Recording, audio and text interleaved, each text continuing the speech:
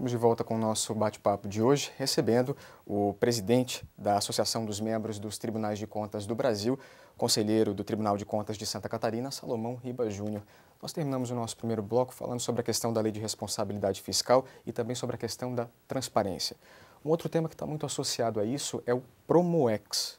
O que significa essa sigla? Como é que se dá isso na prática, conselheiro? Olha, eu poderia até dizer, sem medo de errar, que é um subproduto da Lei de Responsabilidade Fiscal. Por quê? Que quando surgiu a Lei de Responsabilidade Fiscal, estabelecendo assim mudanças muito grandes na forma de execução dos orçamentos públicos, que ela estabeleceu daí, a partir daí, alguma coisa que já estava na Constituição, mas a partir daí a obrigatoriedade de você ter um PPA, um plano plurianual, de você ter uma lei de diretrizes orçamentárias e uma lei orçamentária anual fechando. Quer dizer, eu não posso ter números discrepantes, projetos discrepantes no longo prazo, como não posso ter na diretriz orçamentária e no orçamento anual. Mais do que isso, eu tenho que ter uma programação financeira de desembolso, para saber exatamente quanto eu posso desembolsar mensalmente, trimestralmente. Além disso, ela estabeleceu a necessidade de relatórios bimestrais para os municípios maiores e semestrais para os municípios de menor porte, que não precisam fazer porque não há essa necessidade. E estabeleceu nada mais, nada menos do que 28 pontos de controle. Esses 28 pontos de controle demandaram uma avaliação de quem vai fiscalizar isso pelo governo federal. O governo federal imaginou, num primeiro momento, que poderia até fazer isso por mecanismos pouco ortodoxos, como a rede do Banco do Brasil, da Caixa Econômica, dos Correios, enfim, até que chegaram à conclusão de que a melhor forma de fazer essa fiscalização, que tem por objetivo o ajuste das contas brasileiras, era estabelecer uma cooperação com os tribunais de contas estaduais. Então, daí surgiu a ideia de aglutinarmos o trabalho em cooperação com o governo federal numa ponta, os tribunais na outra e coordenando do lado dos tribunais a Atricom e o Instituto Rui Barbosa.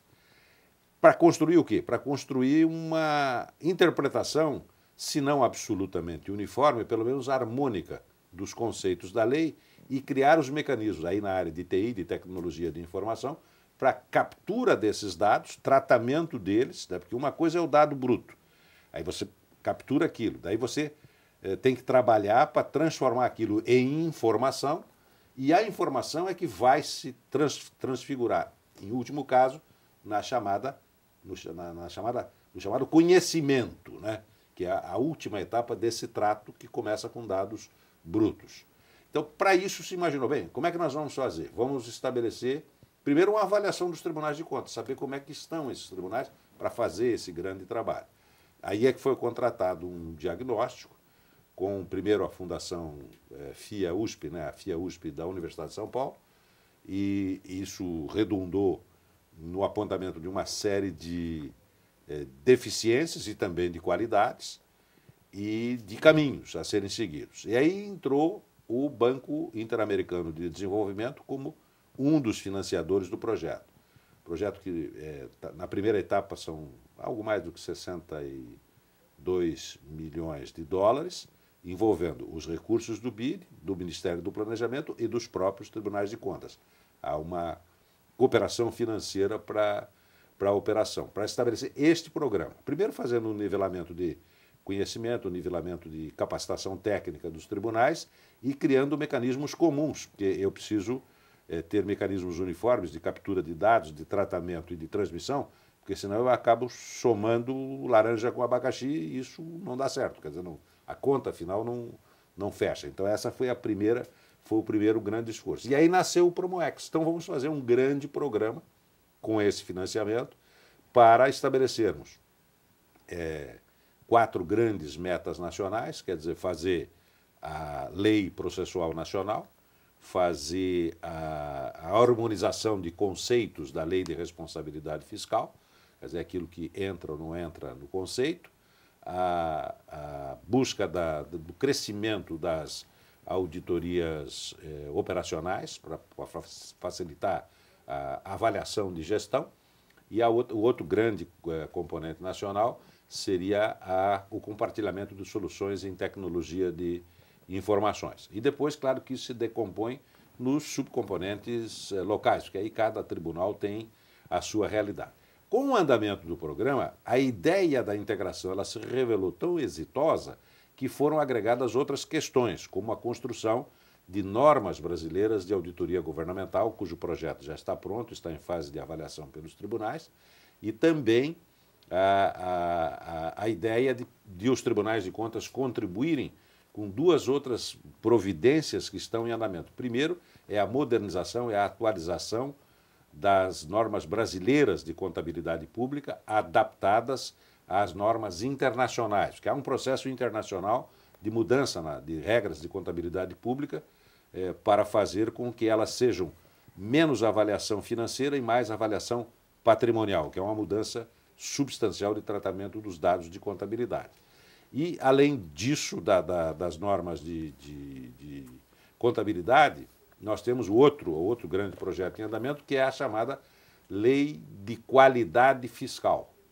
Isto é um amplo projeto de lei, fruto de três projetos. Um do senador Tasso Gereissati, outro do senador Renato Casagrande e um terceiro do senador Raimundo Colombo, que, aliás, dois não estarão no Congresso Nacional. O senador Raimundo Colombo, que se elegeu governador, e o senador Renato Casagrande, que também se elegeu governador do Espírito Santo. Mas eles trabalharam nesse projeto.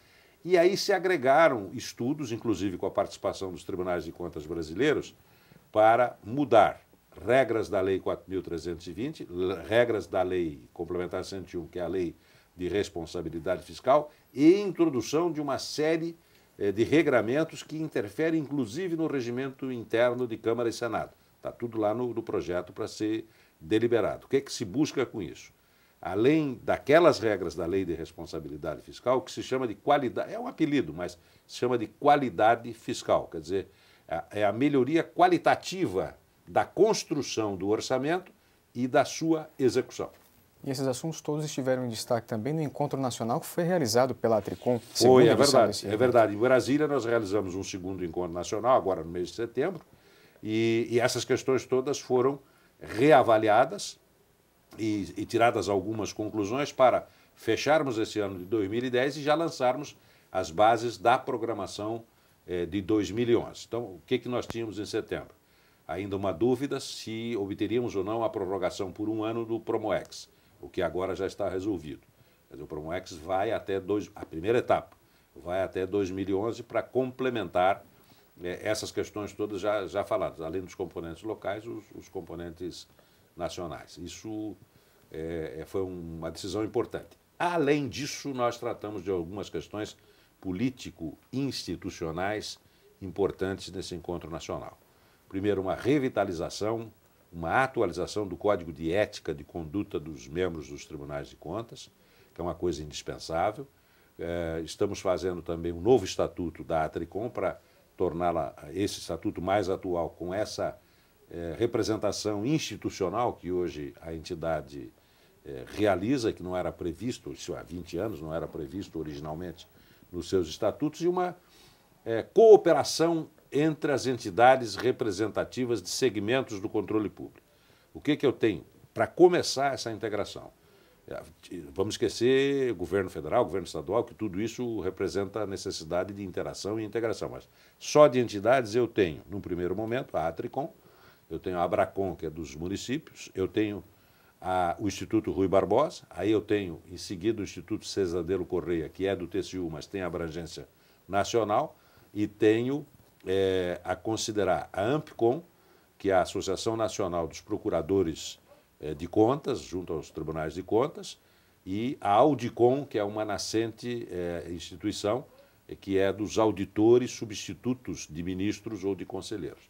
Então você vê que só aí eu já tenho uma grande rede. Uma grande rede, né? E falando de rede, há a construção, que a gente pode falar depois, de duas redes nacionais, de controle e de fiscalização. Vamos conversar melhor sobre elas depois do intervalo. A gente volta já.